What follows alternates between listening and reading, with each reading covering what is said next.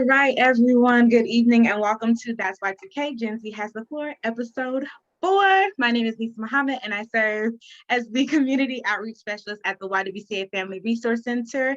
And today, y'all, we have guests on guests on guests on guests. So let's go ahead and start with one of our newbies. Whoever would love to go first, introduce yourself, tell the people who you are and what generation you are repping.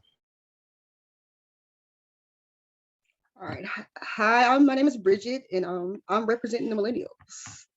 I'm a social worker. I advocate on behalf of youth, and yeah, I call myself a new age social worker because I have a different view, not the traditional views, but yeah, go millennials. And my name is Zakee. I was born in 1991, so I'm a millennial as well. I live in Columbus, Ohio. I work for the Columbus Chamber of Commerce. I manage our logistics council. So I pretty much work on anything logistics, delivery, transportation here for the city of Columbus. Nice. Nice to meet y'all. And of course, my co-host of co-hosts, the mic drops, our 20 seconds or less queen. Introduce yourself to the people. Hey, I'm Stanley. I'm Gen Z, and I'm a rising junior at John Carroll. Hey everybody, I'm Destiny. I am an AmeriCorps member serving with the Birmingham Education Foundation, and I'm here repping Gen Z, you know what I'm saying? We'll take that. We'll take that. And I didn't tell y'all my generation. I am millennial all day, 90s baby, back when we would rock the boat, you know what I mean? All that fun stuff when we started Millie rocking way before y'all ever did. So yes, that is me. Don't hate Destiny. I see it over there. Don't do it. All right, so this episode, y'all, we're calling Generation to GenZeration. Why? Because Gen Z is our future. This is one of the most, I would say, outspoken, in your face, tell it like it is. We don't like this job, so we gonna quit generations there is. And so I really wanted us to have a conversation where we could bridge the gap with our differences, with our ideas, with our thoughts pertaining to different things. So let's get into this. So we got to keep y'all up to date, let y'all know what's going on in the world. So first things first, it is the month of May. First off, shout out to all my Taurus gang all day. But May is also Mental Health Awareness Month.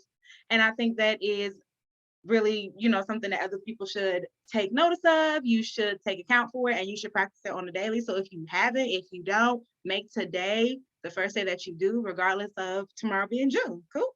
All right, cool. So Pray for Palestine is the hashtag. Have y'all been seeing that all over social media and all that good stuff, the celebrities and maybe your friends and family? So after 11 days of violence and 240 lives lost, a ceasefire has been agreed upon between Israel and the Palestinian military. I believe the word is pronounced Hamas. And so that means that they're just going to cut all the killing out and chill out for now. And we are always happy to hear that. There's never, a good feeling attached to know that people are being killed senselessly. So I'm excited about that. California is going to be dropping its capacity limits for businesses and social distancing rules on June 15th, right? So if you want to plan that vacation, now's the time to do it. So go ahead and California dream. Y'all, this is a heartfelt one for me as a millennial. We grew up on Internet Explorer, and our dear friend IE is going away for good. Microsoft has decided that because their usage is so low percentage-wise versus like Firefox and Google Chrome and other things like that, that come 2022, Microsoft or Internet Explorer is going to be obsolete right down to Microsoft Word. So I don't know what they're going to do with that, but we'll see. What else do we have going on, y'all? Let me see. Oh, Walmart announced that unless your municipality is saying it's a requirement, you no longer as a worker or a customer have to wear a mask if you're fully vaccinated. I say, so how would they know if you're vaccinated or not? I'm still not there on that. I'm not there on Walmart. I'm still masked everywhere I go. I feel like y'all were just bagging gasoline and you want me to trust your concept of a mask? I don't know. I'm not there on that. My mask was $7. I'm aware. At least till next year. Yeah, give it some more time. I like Yeah. that. When Microsoft goes, I'll go too with the mask. Maybe we'll see. I'm a little Um, bit sad about Word going away. I don't know how I feel about that. I know. Yeah. Like, what am I supposed to write my books on? Right. Google? I think not. Google doesn't format how I like. Okay. So check this out. Some really great news. Y'all know Jaden Smith because everybody knows the Fresh Prince of Bel-Air, right? We were all here for the conversations on entanglement just a few short months ago. So Jaden Smith decided that with his status in the world, with the money that he has, he's going to do something wonderful for the community of Los Angeles. And what he's doing is he's opening up a restaurant that is going to be catered towards feeding the Skid Row homeless population, which is one of the largest populations of homeless people in the world, right? So I think that is dope, or in the United States, I'm sorry. So that's dope, and I'm excited. I'm excited for that too. I think that's gonna be dope. Yeah, shout out to Jaden for using his platform to make a change. Right. Most definitely. Shout out to Jaden. Yeah. And it's free. Anybody been on Skid Row before? Yeah. It's pretty sad. It's really sad. Really sad. Wow. That I feel like sometimes when I go down there, it's like a third world country because no one in the state should be living like that. Yeah. Yeah. What were you saying, Zakee? I was just saying that no, I haven't been there before. It's like it really. So when I lived in California, I actually worked with the homeless population. I was a case manager out there, and it really is like its own little world. Like these people's tents, if you will, are their homes, and they have addresses where their mail gets delivered and things like that. And it's something that's like, this shouldn't be so normalized that y'all are comfortable allowing people to live this way in such a large place where there's so many abandoned buildings.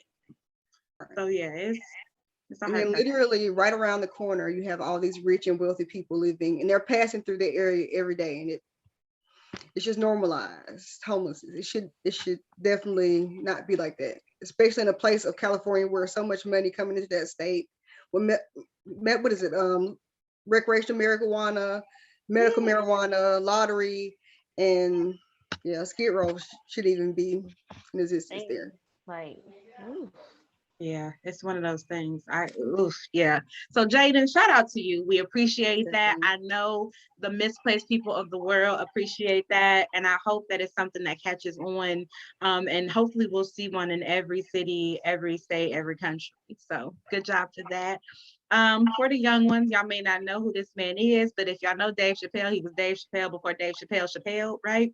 Comedic legend Paul Mooney passed away on May 19th at 79 years old. So he got to, live a good life. He, was hilarious, but he did it with an air of, and what you gonna do about it? And I loved it about it. Does anybody remember A Living Color? Yeah, He came up with the character of Homie the Clown. So yeah, he did a lot of writing for that. Like she says, Dave Chappelle show was pretty huge, and also he did like 2 episodes of Sanford and Son. Hilarious. Anybody remember Sanford and Son?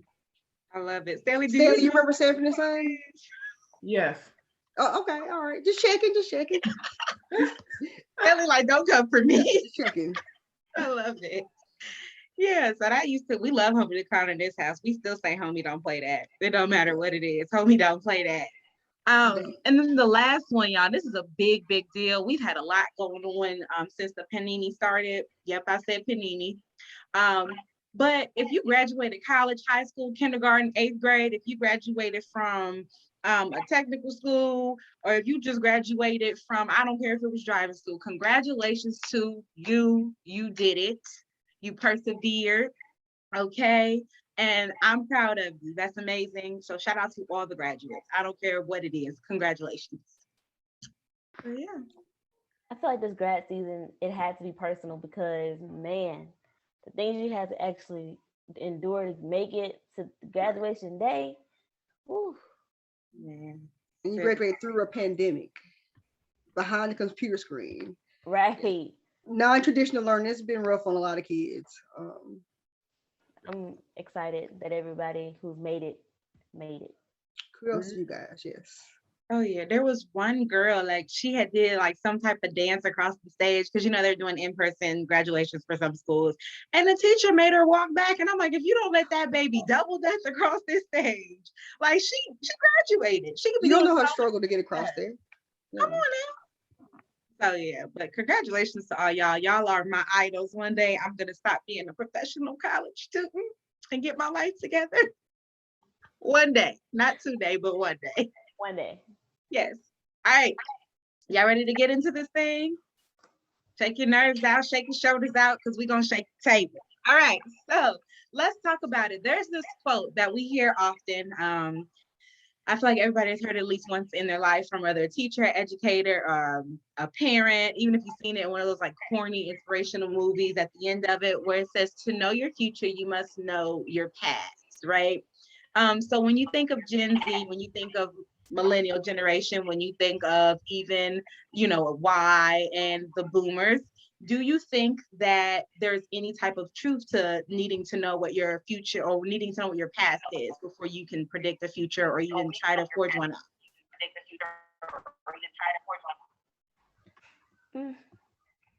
I think there's value in knowing where you've been because you don't want to repeat the same mistakes. You want to know like what worked and what didn't work. But I think sometimes we get stuck in the past on how things were done, and it hinders how we're able to move forward.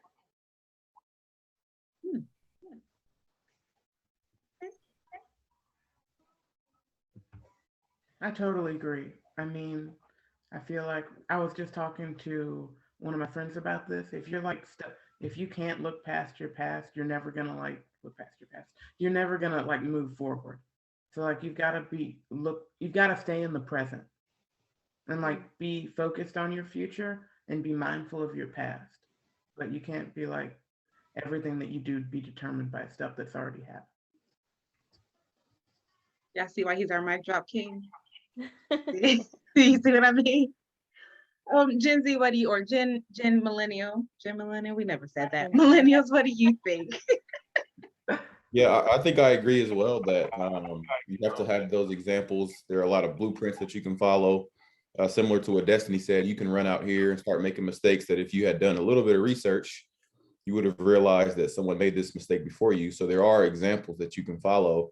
But, like both of them have already said, there are innovations, there are adaptations that you should try to find from any example moving into the future. So there's that balance between looking at the blueprint from before, but also being innovative and moving forward. Okay. The blueprint is important. A colleague and I were talking about who's the next civil rights activist of our time. It's important for us to look back at leaders who we can actually model ourselves by and say, oh, hey, this was a civil rights icon, and somebody to step up, kind of like whenever the George Floyd thing first happened, they were looking at Stacey Abrams like, hey, she's like, no, I'm watching you guys, I'm here to support. We need somebody else to come in front of us and emerge as a leader. So yeah, I think it's really important to look at the past and use it as a blueprint so things won't happen as they did with George Floyd, Breonna Taylor, so many other different incidents that I can look at that could have been done differently. Even Rodney King, that happened back then in the early 90s. We have that. A lot of things that happened then are kind of happening now, but it's getting more publicity because social media. So we must know the past, not so much dwell on it, just try to do better. Yeah. I like that. I definitely agree with all of you. I think it's important to be able to say, like, I do know this, and because I know this, I can be better at, or I can strive to be better at. A lot of times I hear, and I hate it, that I hear some of my students say like, oh, that's back then, you really don't got to think about it, or, oh, times have changed. And it's like things have progressed possibly in some areas, but you really have to look at the forefront of what's out there still. Like, take off the rose-colored glasses, look at the world, and recognize that if you never know what happens, you're never going to be able to identify what's going on now. So yeah, I agree. So Gen Z, what do you think that your interests or your, I don't want to say outbursts, but y'all's ability to just stand up and be like, we want this and we don't like this and we want this to change, do you think it would be as prominent if it weren't for social media putting it at the forefront, as Bridget has said? So if we didn't see the George Floyd situation, if we didn't see Breonna Taylor, if we didn't see things like that, do you think that as a generation, you all would feel so heavily about it as you seem to?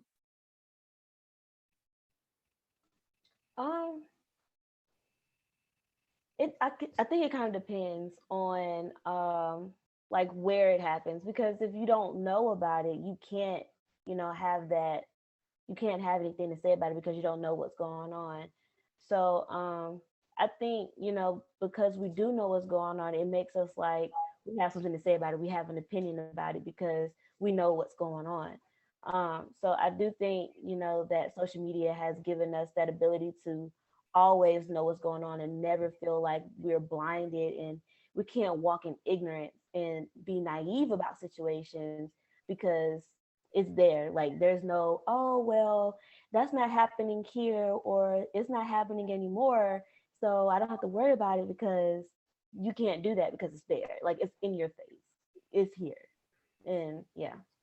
I totally agree. Like when you're seeing all of this stuff coming at you all constantly, there's nowhere to hide from it. You know what I mean? Mm-hmm. There's nowhere to like say, I didn't see it, so I don't really have to want to do anything about it.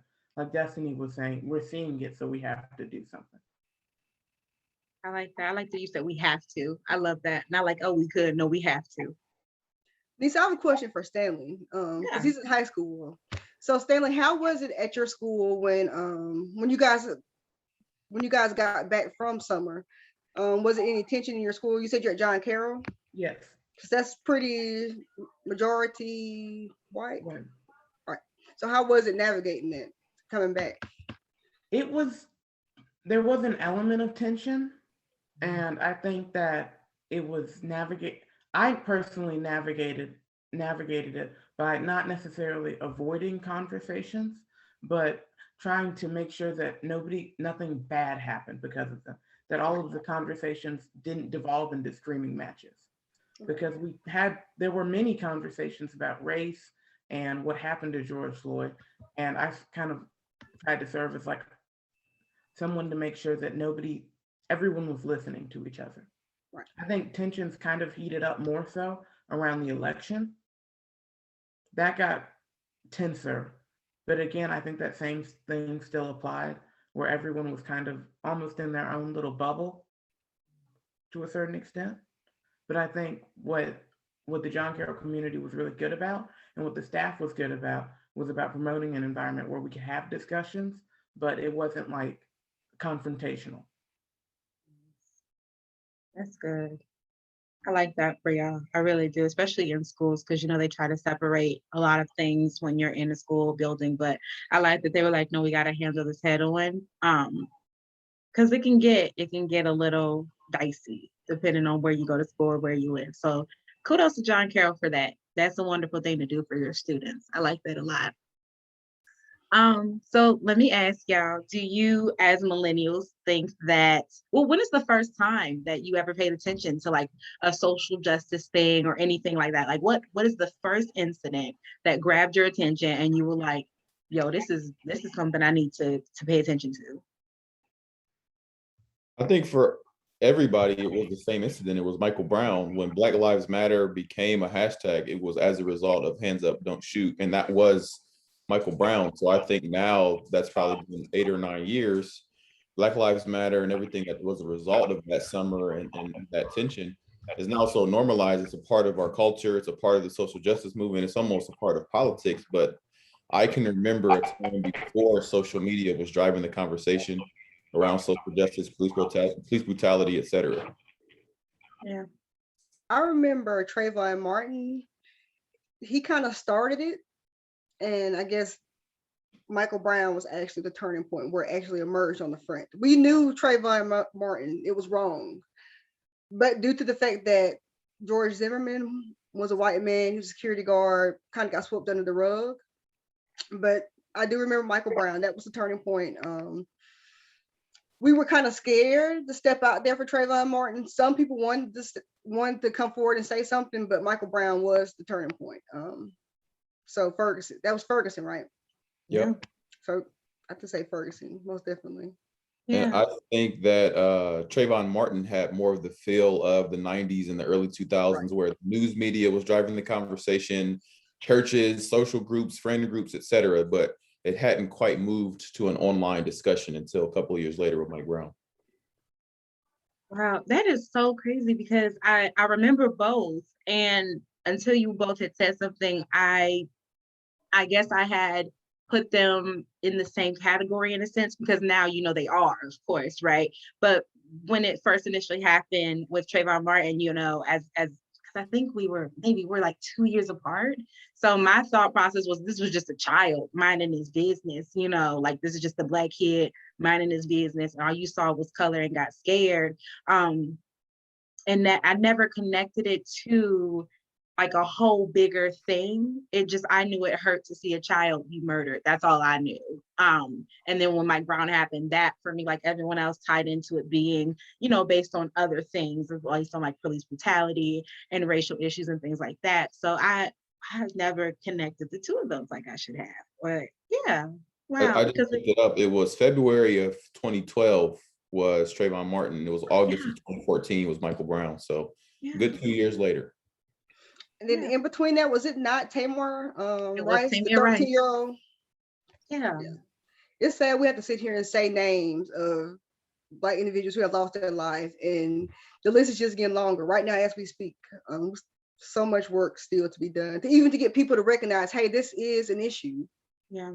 This is an issue. I definitely agree. I think the beautiful thing about it, though, is that, like Stanley said, Gen Z is like, no, we have to do something. Like, we are sick of this. Like, we've had enough. We don't want to see any more hashtags. We don't want to see any more, swept under the rug. Like, and I think, and it maybe was just me, but I think there was a sigh of relief, when the verdict was read concerning the George Floyd, well, not the George Floyd case, the Derek Chauvin case. When it was read, everyone was kind of like, in the Black community.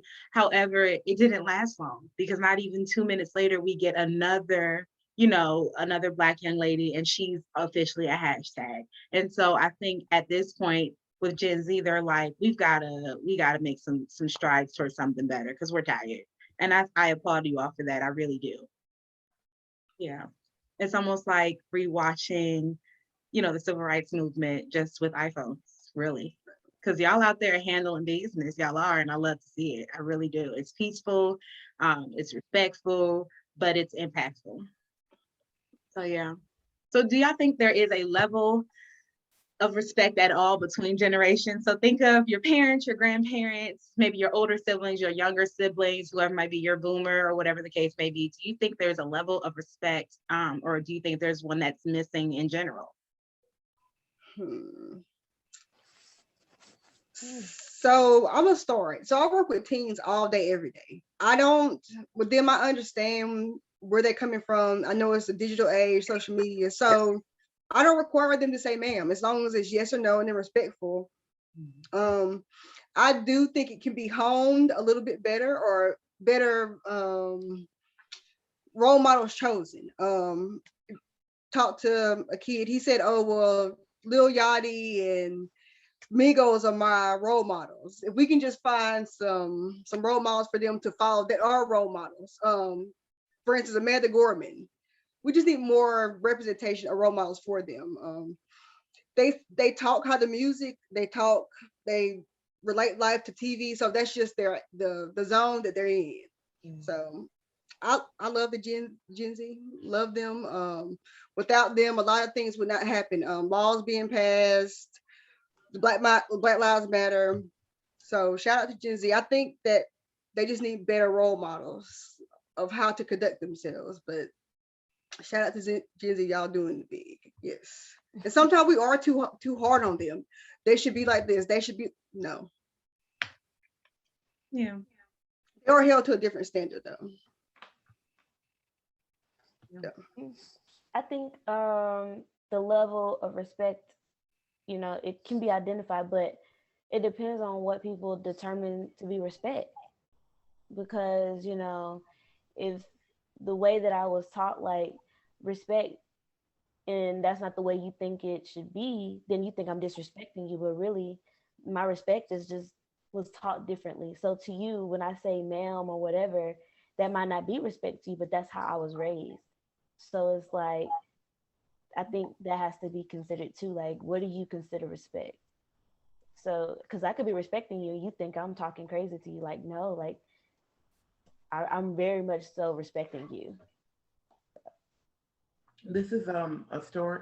This is kind of to build off of that. There was a story I heard recently at a school, and it was about this kid, a black kid that got in trouble with their principal, and so the principal actually got mad at the student for not looking them in the eye.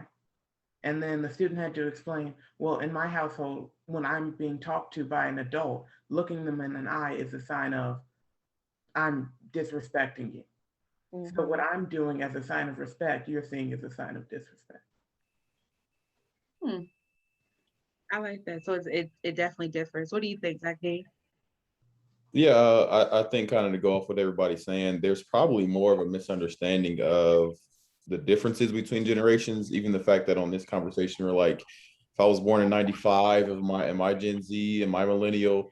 I know the Gen Zers, they really get ignored. Gen X, I guess, will be before us. Gen X, they get ignored a lot because we talk about boomers, we talk about millennials, but those people who were born, I guess, in the '70s, it will be don't get a lot of conversation. So if anything, from my opinion, the misunderstanding leads to a lack of respect because once you are able to identify that people that were born in this generation or this time period, they had to go through, for example, a financial crisis if you were born in the mid to late 80s.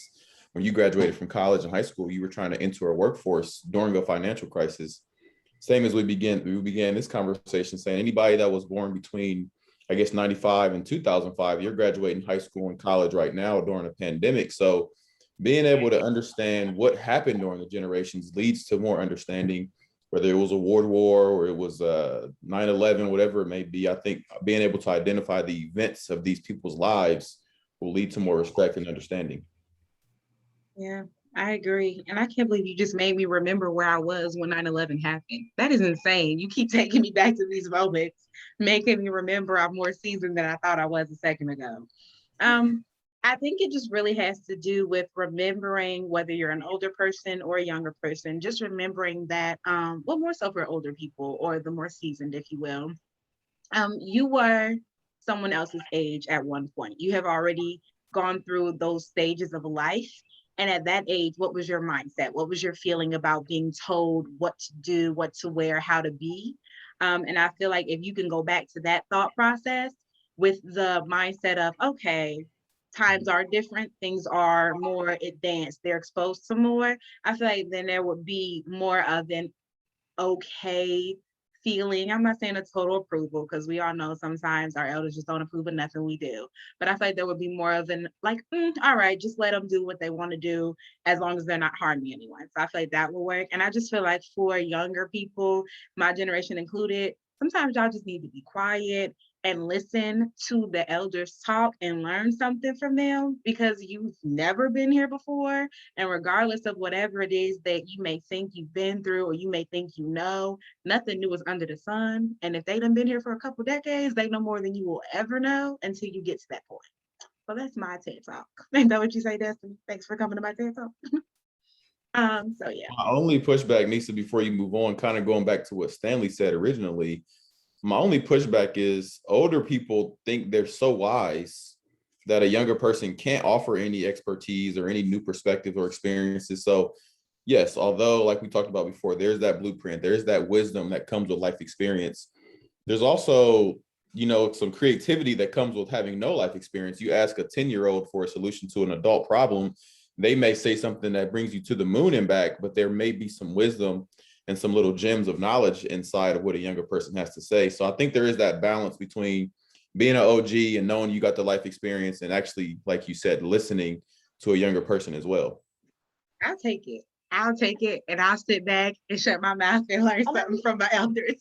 but that's true though, and that's why it's so important to have conversations where there's both the older generation and the newer generation at the table, because if we're trying to have a conversation but we only have one perspective in the room, then we're missing out on what each thing, like each side can bring to the table. And I think that's what is lacking. Like when we're talking about Gen Z and millennials, or Gen Z and the boomers, or millennials and the boomers not understanding each other, is because you're not listening. We don't have all perspectives at the table. We're listening to more of us and not more of everybody together. So Yeah, absolutely. Y'all, listen, y'all at the bottom. I'm feeling it. I'm loving it.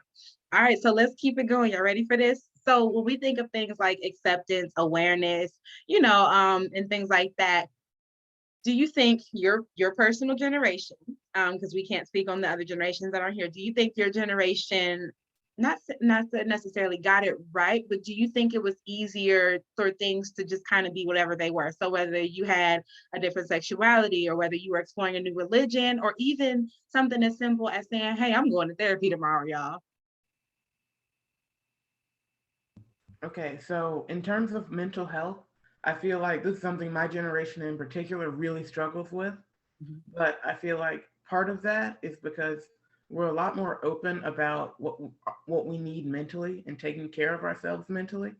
Like I remember I was talking to a friend a while ago, and I was like, "Hey, are you going to be here at school tomorrow?" And she was like, "No, I'm going to be at therapy." And I was like, oh, "Okay." And it's just like this radical idea of normalizing not being okay and getting help for yourself.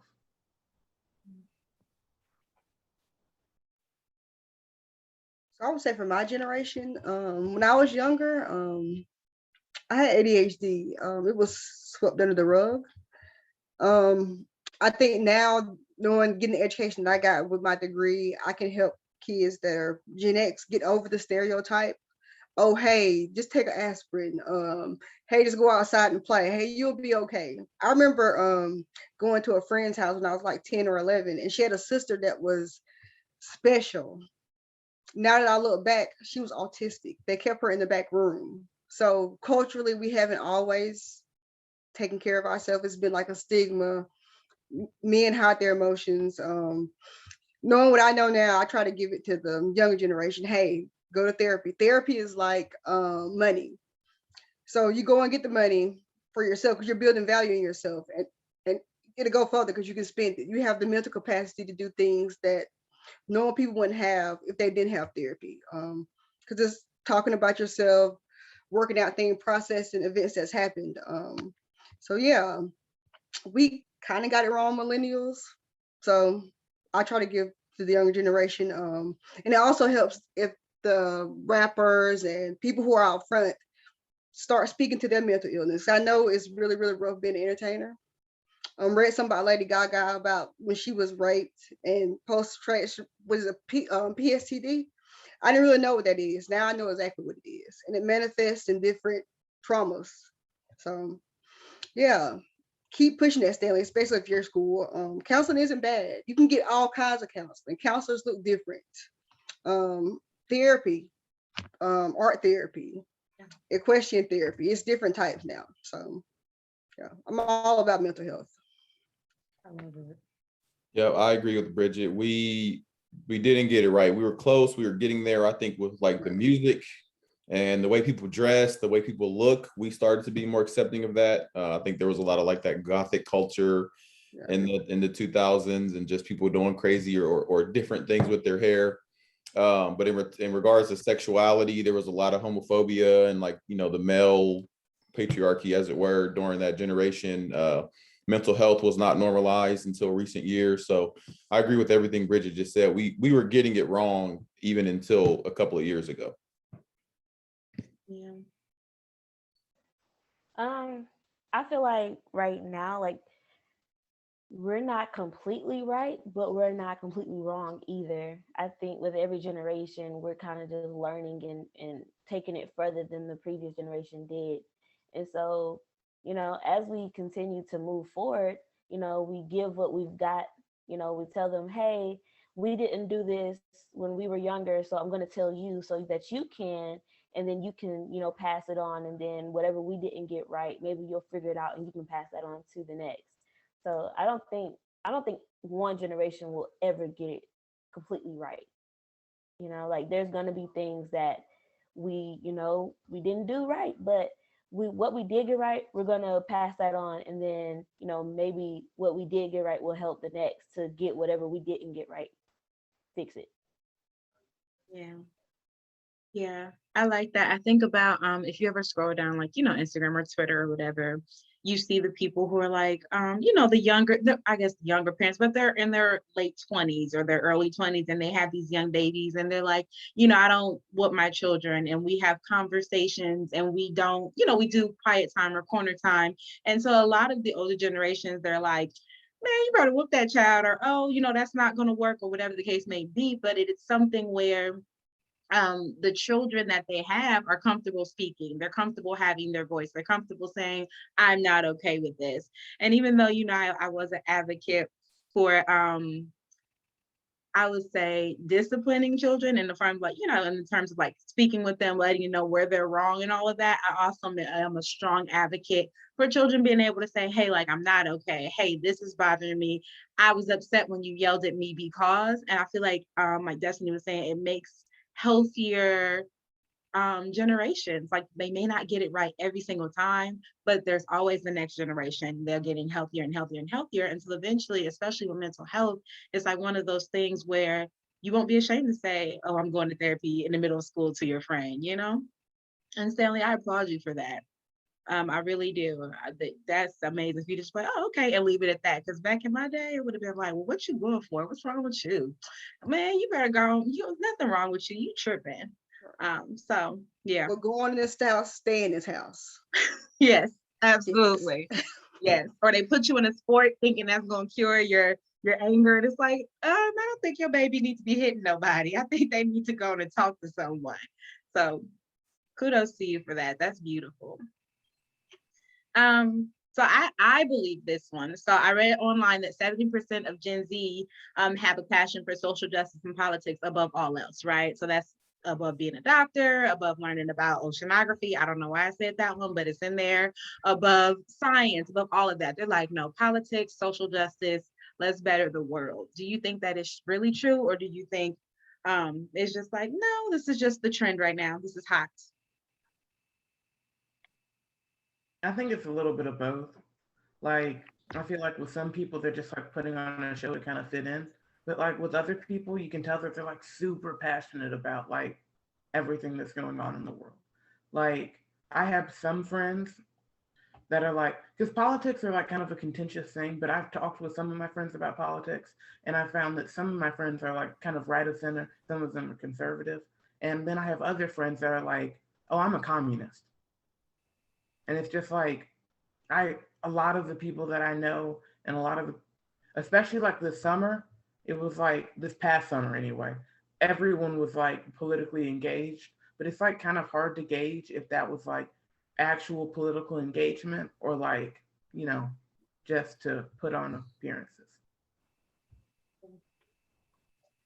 And for me, I believe that we can, we're engaged with it when it's right in our face, but I don't think a lot of us are passionate enough to dig deeper into the situations. You know what I'm saying? Like, we advocate for the things that we can see up front, like we're surface level. I think surface level, we could be passionate about social justice, but I don't think we dig deeper. Well, not a lot of us. There are some that do, and like you said, those are the ones that's passionate. They go hard for it. But I don't think, that a lot of us dig deeper into the situations, dig deeper into the root of things and how it's going to change and how we can be a part of the change and, stuff like that. So surface level, for sure. On a deeper scale, it's hard to say.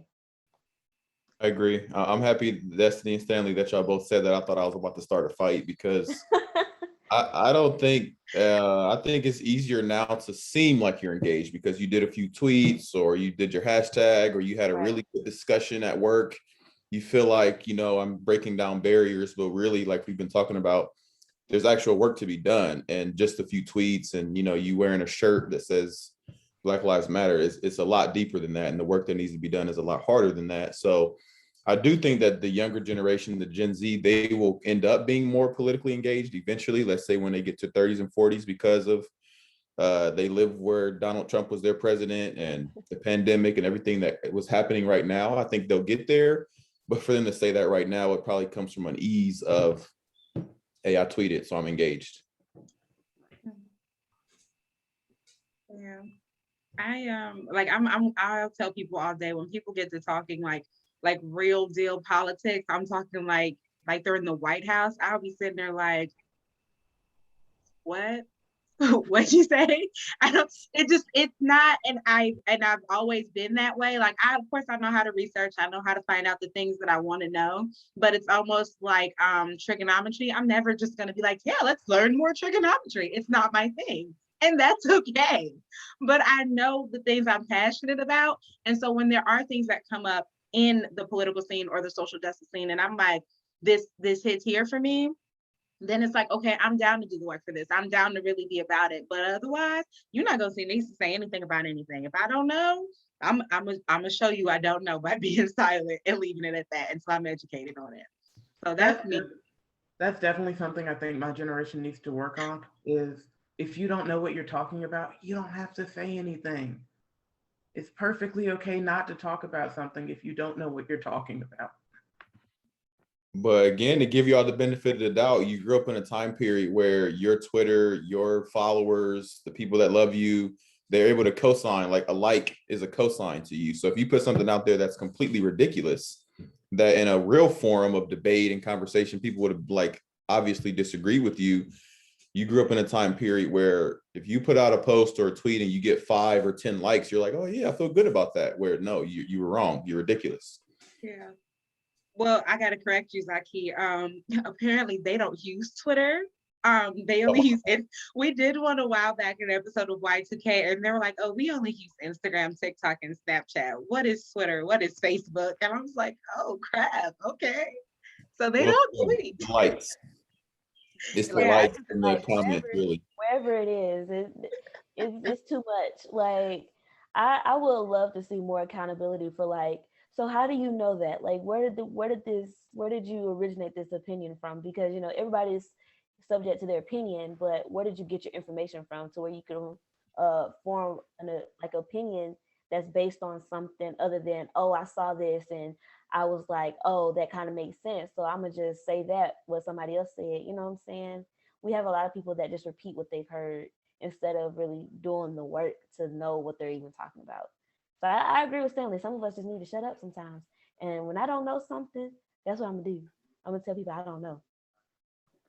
Come on, Destiny. Yeah, I love it. Absolutely. And Gen Z, this is for you all, okay? It's not condescending at all. You are able to tell your peers, your friends, your enemies, whomever, I do not know enough about that subject to give an opinion. Thank you for your time. Good night. You can tell them exactly like that. And if they get upset, I promise you, they're upset for no reason because they don't know what they're talking about either half the time. It'll be okay. They need you to inform them. That's why they're asking. Yeah, absolutely. And so Dustin, you brought up a really good comment here, and it makes me wonder now. So with everything going on social justice wise, even the things on social media we see, so the Black sense, the culture stealing and all that good stuff. Do you all think that in today's time, 2021, decades and decades of knowing the past and having the opportunity, the resources, because y'all had the internet, we had encyclopedias and thesauruses, but with everything you have accessible to you, do you think it is the responsibility for, let's say, Black people, people of color, whatever, to have to educate those on those who don't know on certain things? So let's say, for instance, there was a young lady on social media who just swore up and down braids was not just a Black thing. And so instead of responding with, the full lengthy reply, the Black girl was just like, Google it. It's not my job to educate you. You can find the information anywhere. Do you think that as Black people, we have the responsibility to say, okay, this is how it works. You can't say the word because, you can't do this because, this is offensive because. Is it an option? Sure. If you have time for that, if you have the capacity in your life to sit there and give somebody a history lesson that they should have really gotten in school, sure. that do your thing. If that's something that you know, devote yourself to educating people, by all means. But I don't, if you have the capacity to learn anything, you can, like, if you really want to know, if that is something you're really determined to know and to figure out and to understand, and you know, go do the work and figure it out. And if you have questions, maybe somebody can help to shine light on it. But why am I answering questions that, like, you're asking me basic questions that Google can answer, you know? So why would we do that? That's a waste of time. Google gives you that in like what, 3 seconds maybe, depending on your internet speed. So I Okay. think it should be a case by case. I think case by case and who it is, because we as Black people are diverse and we all have different experiences. I guess once non-people of color, well, people who aren't Black realize that we are all very different.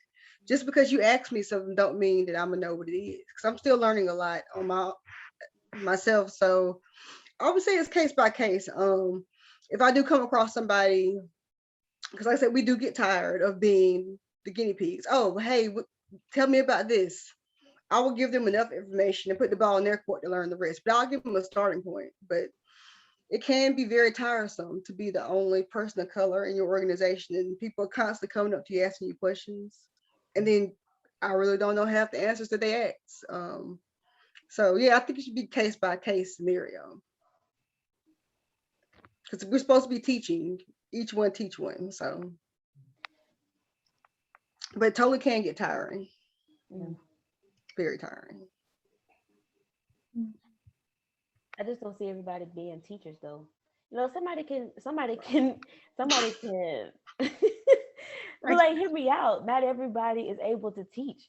Right. Like, it's just not everybody has that, you know, that gift, because teaching is a calling, it is a gift, it is something that you have to really, you know, have that gene for. Because if you don't have it, people be asking you questions, you get all frustrated, you get mad, you don't have the patience to really sit there and go, okay, so this is how it goes, and yada yada. Like, if I don't have the capacity to be like, or the patience with you to be like, okay, so this is what happened, then you'd be like, well, I just don't understand. I'm be like, why don't you understand? Like, if that's not something I have in me, it's gonna be like, if 5 + 5, you know what I'm saying? Like, you have to have the patience, and I don't think everybody does, and that's what, I guess that's why I'm just like, go Google it. Like, just do that for me, please. And then, you know, shine light where you need me. But just, I don't think everybody teaches. Everybody can. Not everybody's a teacher.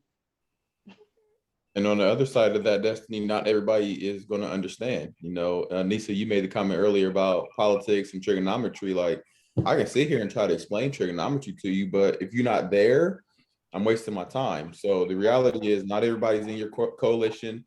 Not everybody's going to agree with you. Not everybody's going to, even amongst the Black community, you'll find people that vehemently disagree with you. So give them your little 2 cents. If you feel like it, give them your explanation as far as you're willing to take it. And if they don't agree, and if they want to debate with you, then say, you know what, I respect your opinion, and I'll go do my research. You know, leave it on them. Mm-hmm.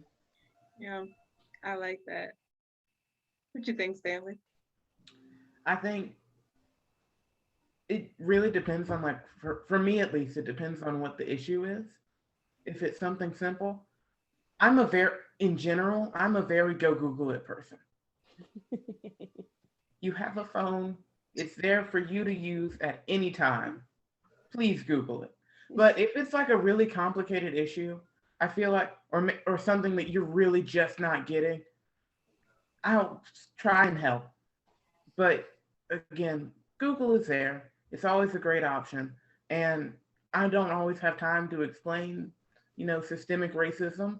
And so I feel like Google, your Black friend is not always your best resource for issues.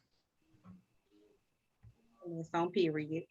Yeah, I agree. I'm kind of with Destiny. I'm real passionate about like my people, our history, our culture, and so you don't especially if you know the intention behind because 9 times out of 10 I can peep the intention behind it too. So if your intention behind it is to be facetious, stay over there in Fiji land and leave me alone, because no, we're not going to do that over here.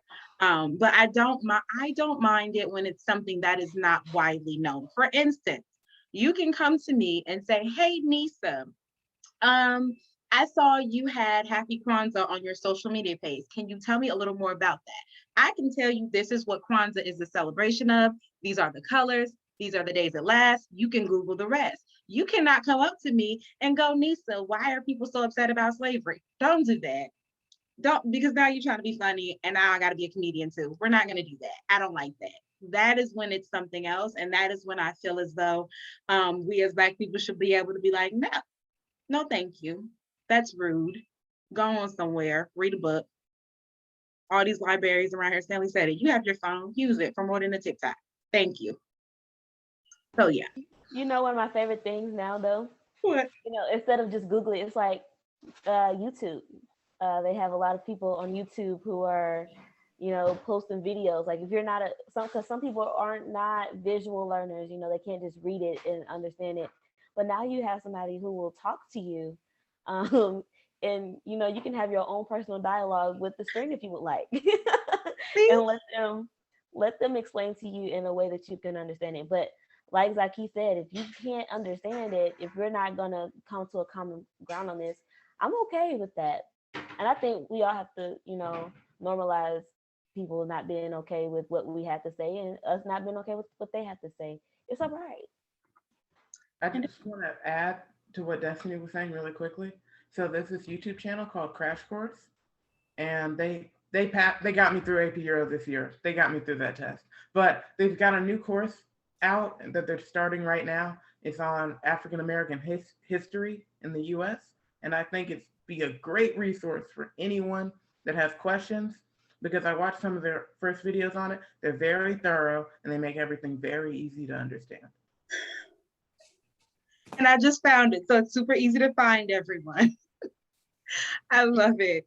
All right, so let's touch on two things really quick. We talked about social media a little. We are like, you know, just how it puts social justice issues at the forefront. But let's talk about fashion, music, and even dialogue, right? So a lot of times I'll hear my younger siblings, and for those of y'all who are new to tuning in, y'all know I have 50 million brothers. And so my youngest brother is 8. And sometimes I'll hear the 14-year-old, the 8-year-old, sometimes the 17-year-old say a word. And I'll look at them and be like, where did you hear that? And they're like, you're not up on a new slang, but it's some stuff I was saying in the 8th grade. And I'm like, no, you're not up on a new slang. So do y'all think that it's true what they say when they say everything comes full circle as far as fashion, as far as music, as far as the language between generations? I'm out on this question. I've always been like the old soul who, even when slang was cool, I never knew it, even when I was a young person. So I can't help on this one. Those are facts. Those are facts. Yeah. So it's a website where you can Google a word if you don't know it. So that's how I survive. Yeah. I can't think of the website. What is it? Urban Dictionary? Yes, Urban Dictionary. Because I heard somebody say cap. I was like, cap? I was like, oh, okay. And I Googled it. But yeah. When I heard that, I thought you were talking about Colin Kaepernick. So I'm like, right, yes. That's exactly what I thought it was at first. Colin Kaepernick. Yeah. Saturday Night Live did like a scene on that like 2 weeks ago, and I learned a lot from that. Yes. Did you see that, Stanley? With Elon Musk? It was hilarious. Y'all should go back and watch that. What is it? It was like hospital or something. Yes. I'm sorry, I can't stop laughing at the fact that he said cap was cap, because I was like, cap? Oh yeah. I thought it was essentially I thought they were talking about Colin Kaepernick. And I was like, Colin Kaepernick, he's retired. Yeah. I grew up reading the dictionary, y'all, because when we would get in trouble for stuff like writing on the walls, my dad would make us go to the dictionary and look up the word discipline and behavior and stuff like that. So I know that, don't judge. That's why I love words and stuff. And so I grew up reading the dictionary. And so for a while during my homeschool period of life, words meant what they meant. And so I was a little bit like you, Zakee. So in school, people be like, oh, bro, you're lame. And I'm like, no, my legs work. Like, they're good. I'm cool over here. Like, what do you mean? You know, I didn't understand, you know, it didn't comprehend to me. Or they'd be like, oh, that's gay. And I'm like, oh, it's a happy time. I'm happy to hear that. You know, it didn't click at all. But I've caught on since. I've caught on. Destiny. I'm homeschooled. Leave me alone. You gotta understand the dynamic of my family, sis. I'm sorry. No, My bad. you know. That's on me. we- My bad. That's on me. But So- in response to the question, I did think everything does come full circle. I think we just make it, you know, fresh, or we just add on to it. We just, you know, put our own little spin on it. But everything, like you said, there's nothing new. It's just we make it our own. We make it we remix it. Just like with music, there are a lot of new artists sampling older music, and it's not that that is bad. Not all of it's bad if they do it the right way. But I think if you can't build off what was already there, then what was the point of it already being there? You know, that goes back to us talking about how, you know, we need the past in order to, you know, go towards the future, or the blueprint. Like, you need to know, you know, what's there, and then you need to be able to take from it and make something new. Otherwise, there's no point. There's no point in having, you know, all this good music from back in the day if we can't do nothing with it now. Because then, you know, they're no longer classics. They're just, oh, those are, you know, that was then, and it makes no difference now. Well, then what was the point of calling it a classic and it winning awards and whatever? Their time they put into it, the heart they put into it, there's no point. That's the musician in you, girl. Get me together, okay? So I'll give you that. I'll give you that. I know it is. I'll give you that, because I almost said if you're not Kanye, don't sample nothing. But I'll give you that. I do. There are a few things like that whY2K song, "Living on a Tragedy." He took that Raphael Sadiq beat, and I was like, okay, all I ask of you. That's before your time, Stanley. I don't know about that, but yeah, I like that. That's good. That's good stuff. So I'll take it. What do you all think? It depends on what song it is and who's touching it. Yes. Yeah, it depends on, yeah. Like the Migos, they should not touch anything classic like that. Those hideous noises that they make in the background, that's the only thing I like about their music. It's the woo, woo. Other than that, they're not talking about anything. So trap music, I love the sounds they make in the background. You didn't like Bad and Bougie? That was a staple for our generation, I think. It was okay, but I love the Migos because of the sounds they make. They're amazing, and I try to make them, and I can't. So yeah. Yeah. Okay, so apparently on TikTok right now, as we speak, there is a gene war. You talking about like the pants? Mm-hmm. Gen Z people have been attacking millennials over skinny jeans.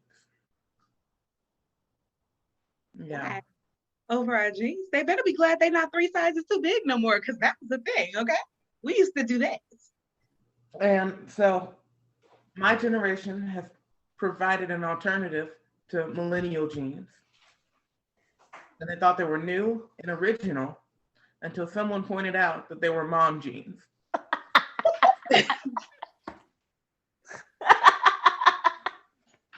And that's where, if you don't know, just be quiet. Right. So I'll go ahead and ask, what's mom jeans? What are mom jeans? You know, they've got the wide legs. Oh, just so regular wide legs are called mom jeans? Yeah. High-waisted, I think. Yep, high-waisted. Mm-hmm. Think Rachel from Friends, like any type of Gotcha. jeans she could wear, or Phoebe. Mm-hmm. Mom jeans. Yeah. Okay. Them ain't comfortable. And they don't look good with my heels either. I don't understand the attack on skinny jeans. I love skinny jeans. Not in the summertime, but in the winter, I put them on They've with my gone too far with the males. That's just my opinion. I seen Brian McKnight right before the pandemic, and his pants were just doing the most. And Yeah. Lil Wayne and skinny jeans. His jeans were like below his, yeah.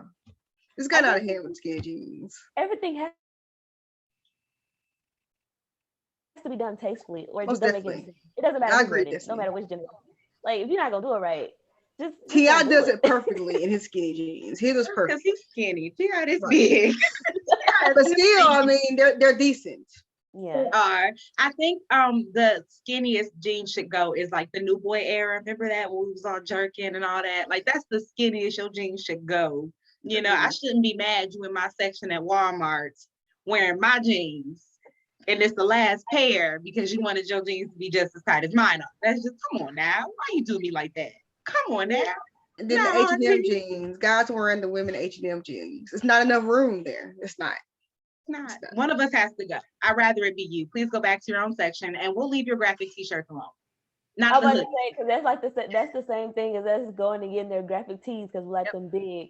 Yes. I want them hoodies though. The hoodies stay with me Love from our hoodies. side. All right, let's get into these questions so that we can get y'all out of here and get popping with this live Q&A. So the saying goes, and Zakee had to correct me on this because y'all know my brain sometimes, but it's okay. Old men for counsel, young men for war. Let that sink in. Old men for counsel, young men for war. True, false? What you talking about, Miss Nisaa? I think it's true. I realized it just for myself when I was younger. I was just talking about this the other day. I used to do like all types of adventurous stuff, bungee jumping and all types of stuff that now I would never do. Like I'm just not interested in putting myself in harm's way like that. But when you're a younger person, you kind of have this invincibility. You haven't been to the doctor too much lately, so you're not thinking about cholesterol. So I agree with it completely because once you get a family or once you get to a level in your life where you're more focused on the future rather than the present, I think it is harder to go engage in war, whether that's proverbial or literal warfare. I think it is a young man's sport. I believe it depends on the person because some people feel like youth is a matter of, you know, how you feel about yourself. It's not necessarily like, if I feel young, like no matter how old you are, like if I feel young, I'm gonna go do whatever. And young people can carry wisdom and not desire to go to war. So I believe it just depends. Because I mean, both can do either. An old man can give some wisdom and want to be, you know, out here fighting people, and the young man could want to give the wisdom but not want to fight. It depends. I'm not that young man, but I heard you. Mm-hmm. What do you think, Stanley? Oh man, I feel like it's got some truth, like some real truth in it, because like guys my age are terrible decision makers. Okay. Like I'm gonna jump off of this thing because it's really high up and I just want to see what happens. I feel like you yelling at me. But at the same time, I know some people that would couldn't get close to danger. Like wouldn't even get on a roller coaster. So it really depends on the person. Yeah. That's good. What do you think, Bridget? I think we need needs to be half and half. We need some young ones on the council and some in the war. If we have all old people or older men, their views are different from how the world looks now. So I say half and half. And as far as the war goes, we need experienced men. So the younger ones can have somebody to learn from. So kind of sort of agree.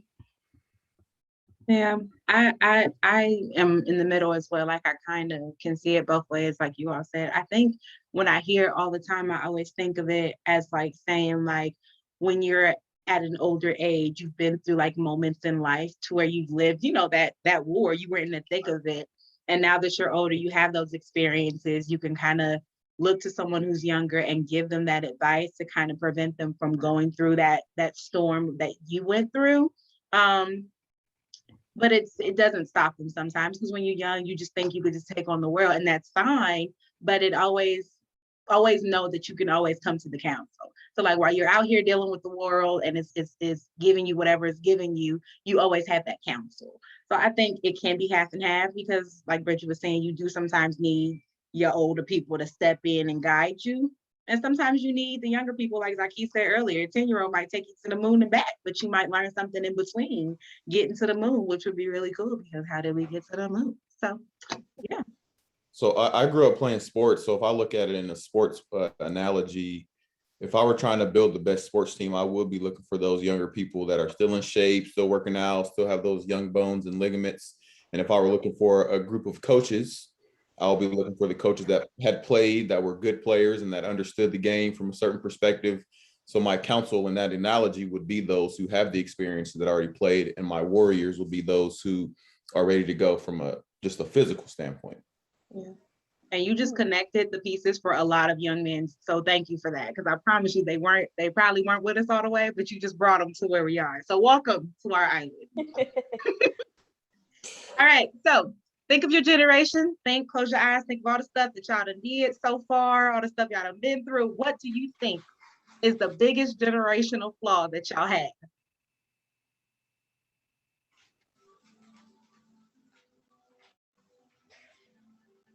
Is it flaw or misconception? I didn't hear you. Flaw. We jumping around.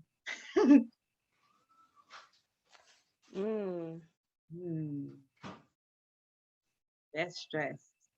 The biggest flaw, or just something that we perceive as a flaw, but there's more. Give it to me however you give it.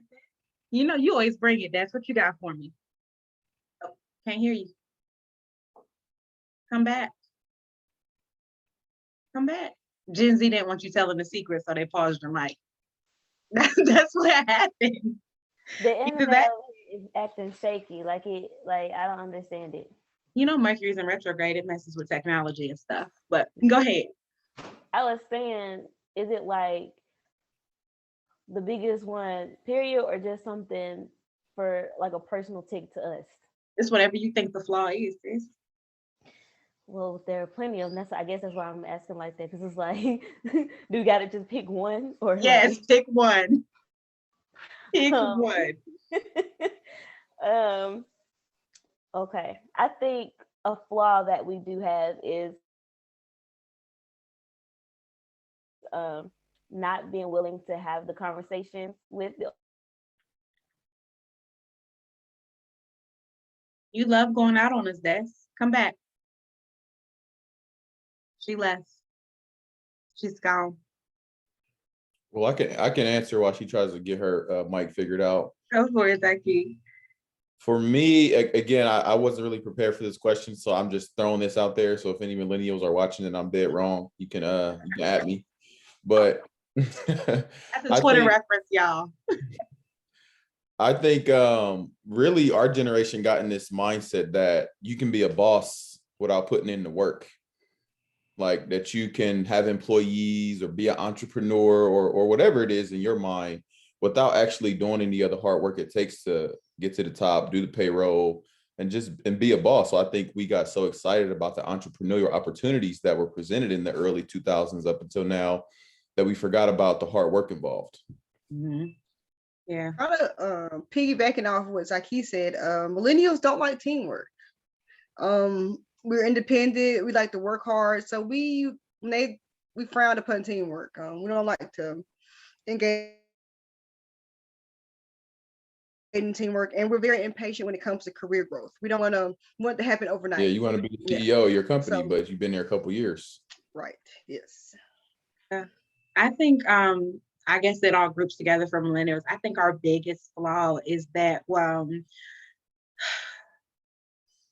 we were the flexing generation, if you will, like for whatever reason, we were flexing, but very entitled. So we didn't have, not a thing, but in our minds, we were owed something. There was a lot of like, where you just thought you was, and there was always a chip on the shoulder. And I just remember, growing up, looking around and just being like, yo, we mad out of order with a lot of stuff. Like we really are. There's a sense of entitlement. We don't think we have to put in any work. And we really want things to be handed. And so I feel like that's the biggest flaw for millennials because it carries into adulthood. And that's why you see a lot of these older folk in our age range on Love and Hip Hops and the Real Housewives and all that other stuff, because What else did you have to do with yourself other than going there and act the fool for a couple $100? That's just me now. There she back. I'm back, but I don't know for how long. I'm almost scared. I'm almost, just a little bit scared. Okay, shoot it at us. Go. I was gonna say was that we have we don't like to communicate with the older generation. We don't feel like they have anything to teach us, even though that they do. And I understand we have our own experiences, and sometimes we're misunderstood in that, because sometimes it can be like, oh, you're too young to have gone through anything. And I think, we take that and we're like, oh, well, if you think I'm too young to have gone through anything, then I don't need to talk to you about what I'm going through, Yeah. So I think that plays a part. So yeah. Okay. Go ahead, Stanley. Building off of what Destiny said, we're a very opinionated generation. Like, everyone has an opinion about everything, and they're not always the hot takes that we think they are. Yeah, y'all do think y'all the TED Talk generation. Like, oh, welcome to my channel, girl. I got here for the wrong thing, okay? I saw a link and clicked that I did not know was bringing me to you. Okay. I want to get to 20 seconds or less, but I got one more question for y'all. So we talked about the bad side or the flaw. What is one thing that you are proud of from your generation? Zakee's like, I don't know. Is there anything? So millennials are considered like the most independent workers. We will work hard, we will work multiple jobs. Yeah. And we have like the need to produce our own, to have our own. We always looking past working for somebody. We want to have our own. Yeah. So we can be in charge of our schedule, benefits. Yes, I know it about millennials. We always want to have our own. I'll take it. Okay. Yeah. I am most proud of my generation for their creativity. Because sometimes it can feel like we're hitting a glass ceiling or whatever, but we're determined to create ways around the glass ceiling. Like, yeah, the glass ceiling might be here above my head, but what if I go around it? Or what if I just like poke this little hole and put a straw through? Like, then what? So I think that's what I'm most proud of. I like that. I think millennials, we had a lot of narratives created about us. People were saying millennials do this, millennials do that. And I think there was a misunderstanding of the age group. Like, they were calling, people under the age of 20 millennials, even as of a couple of years ago, when we've been like pushing 40 for a while now. So I think we were able to persevere through the things I mentioned before, like 9/11, financial crisis, et cetera, and still, end up being a successful generation. I think we'll be driving the conversation in politics. We'll be business leaders here in a couple of years. So we didn't let all the negative media attention really affect our desire to be successful and still create something for ourselves. I think the thing I'm most proud about of my generation is just the fact that I can't really say because we haven't really done anything yet because we're very young, but the fact that it looks like we can actually make change, largely because of like what your generation has done and the generations before you and the generations before them. But I feel like the time is like right for change to finally happen. I like that. Ooh, millennials. I was gonna say our music. If you knew that early 2000s way was like another level, okay? But if I really had to be honest, I would say that I'm proud that millennials, we decided that we wanted something different, even though we didn't know what it was. I feel like when I look at like a lot of my former classmates, a lot of my peers, a lot of my friends, at some point we decided we wanted something different than what we saw our parents had given us, or even our grandparents had given our parents, and we started trying to get it. It may not have been perfect, but we did the best we knew how to do. And I feel like that started the work to allow Gen Z to be as expressive as they want to be. Because in reality, most of Gen Z is, my siblings' age, or even some of my classmates' kids, for real, for real. So I really think that it allowed that to fester within y'all to be like, you know what, today I'm going to be a unicorn astronaut who plays basketball on the side and has a YouTube channel because I can be. So Good job, millennials, for that. All right, this is where we close it out with Destiny's favorite part. She is competitive. I promise you, though, I'm not gonna let her scare y'all. 20 seconds or less. Are you ready? I'm turning on my timer because Stanley be cheap. I just want to acknowledge that I don't think I go as hard as Nisaa tries to make it seem like I go. Like, I'll do. Am I determined that 20 seconds or less will be a challenge? Yes, but why would we play something?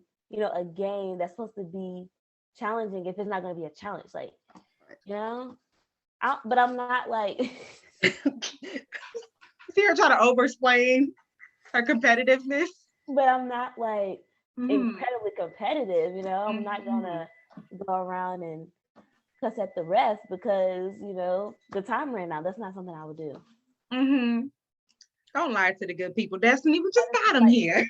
Like, if we're gonna play the game, why not try to win, All right, we're gonna start with our old soul, as he claims to be. Zakee, we're gonna start with you. Does anybody have 20 seconds or less for Zakee? So what's the idea that I have to answer the question, whatever it is, in 20 seconds? Yes. So the question can go, like, for example, I can say, Destiny, in 20 seconds or less, name me 5 Destiny Child songs, right? Whoa. And she has to do it. It gets stressful, right? So you said, let's see, Zakee told us that he's an old soul and that he used to play sports. So what can we do 5 seconds or less with that? I got you, Zakee. All right. What's this 20 Is seconds? that Bob Marley in the background? Can you name 5 of his songs? Okay. Go for it. What you got? All right, ready? Hold on. You ready? You trying to cheat. All right, ready? 3, 2, 1. Buffalo Soldier, Redemption Song, No Woman, No Cry, Kaya Now, I Shot the Sheriff. Oh. So he can't play. I think that was a little bit too easy though. Because that was easy? Okay.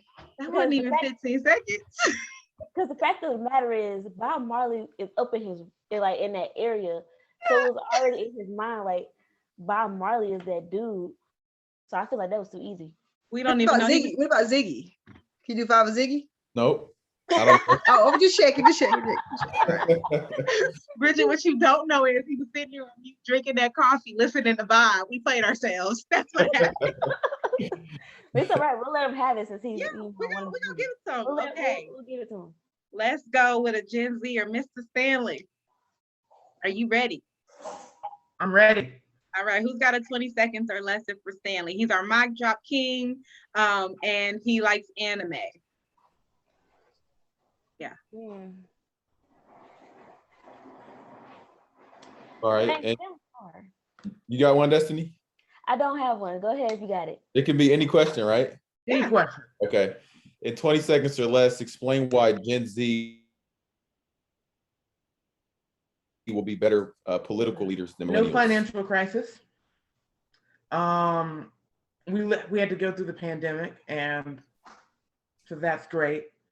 You know what? I'm going to stop it right there because we did it. And I'm going to give it to you. Because Fair. He said that's it. He said that's it. Period. Mike. He said we did it. It's done. Nobody do it better. Thank you for coming to his TED Talk. Is this the part where they'll say purr at the end? Purr? I'm not purring. I hate that purring. I'm not purring. Zakee, the kids are purring now. You know how Cardi be like, oh, krr. Yeah, the kids go purr. I hate it. It's awful. I don't like it. It's way too Eartha Kitt and Boomerang. I don't like it. Don't do it. No. Destiny. Hey. You know I was coming for you, right, sis? You know I was coming for you. Yeah, what? For me, girl, for me. All right, so Destiny, y'all, is a singer, multi-talented, okay? Multi-talented. She do be writing, okay? Don't hide me. And she has a passion for youth, which I got for her for 20 seconds or less. I'm trying to think. Ooh, Destiny, I got you. Trouble. Because I know you, because you always think you know, and then you get in the moment and you panic. 20 seconds or less. Are you ready for this? Sure. Name me 5 songs from Dreamgirls. Ready? Oh, I don't like your face. You're too confident. And none of them can one of them cannot be listened or moved. So we're gonna knock them out the way. What in the world? A whole 25 song album, sis. You Wait, got hold on. Wait. yes, ma'am. Wait. Hmm. What if I don't know? Because some of them we don't know the name of the song. That's but I okay. know the Sing me the lyrics. melody. Okay. Bridget gonna get her song after all. Ready? And 3. Oh, that's a 3. 3, 2, 1. Okay.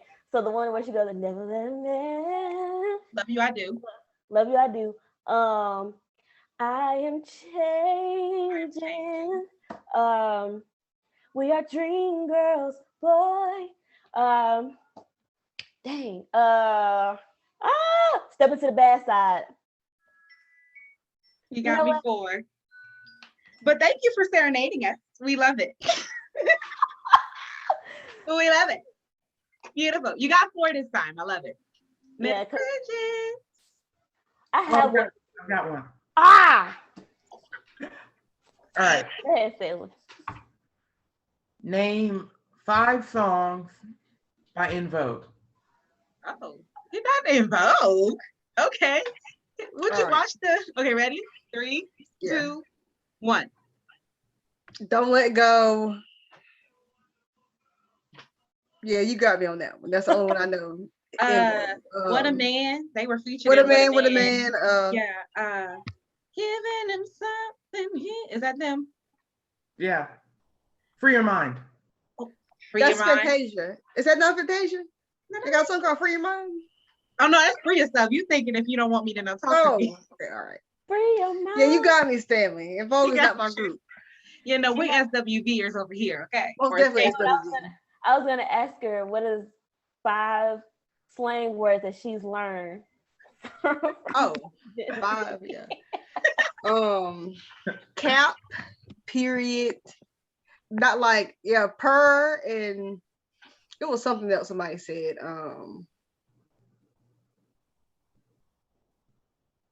Fire. Oh no, Gun, smoke. yeah. Yeah. I'm gonna give you another one. Op. Yeah. I tell you I kinda op, heard and then my op. brother, he be like, "Oh, them is wet. Like they nice." I'm like, "Why are you saying wet? His Like what? they wet. Like they dripping. They got drip, so they Oh, nice. dripping. That's wet." And I'm like, It's slime. My slime. You my slime. "You can't say that one. That one gang affiliated. You can't do that." Well, It's yeah. what she learned from. I don't know where You they be got it careful from. with that one, okay? Say that I one's don't know where they got it parenting. from. And it's a rapper called Pooh Shiesty. He makes a sound that I can't make because I have braces. Who did that? We Do love it again, Nisaa.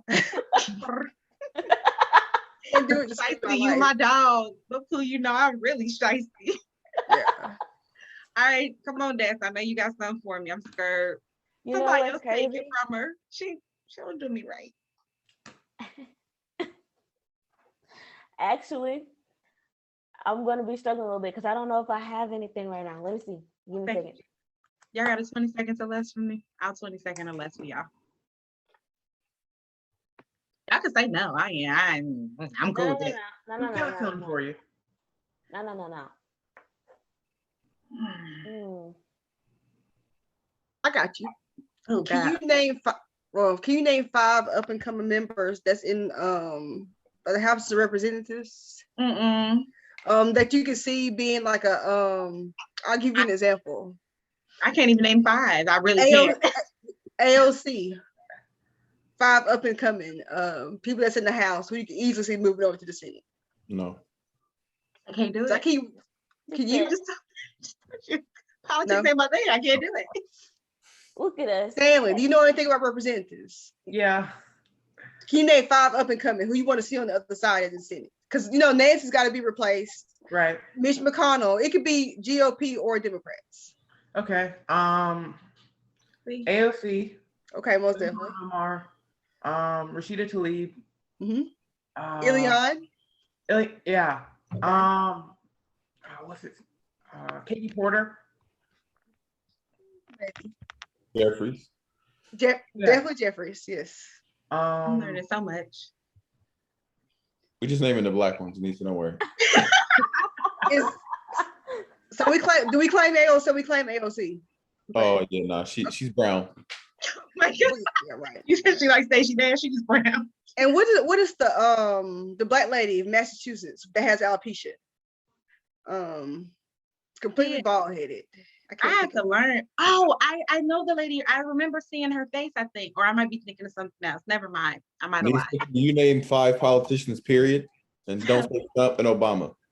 Wait. Okay, no. Hold on. Shirley Chisholm, she was a politician. No, I'm sorry. Let's put it the timer. You're cheating. Current. Oh, go ahead. Because what you're not gonna do is play me, okay? You ready?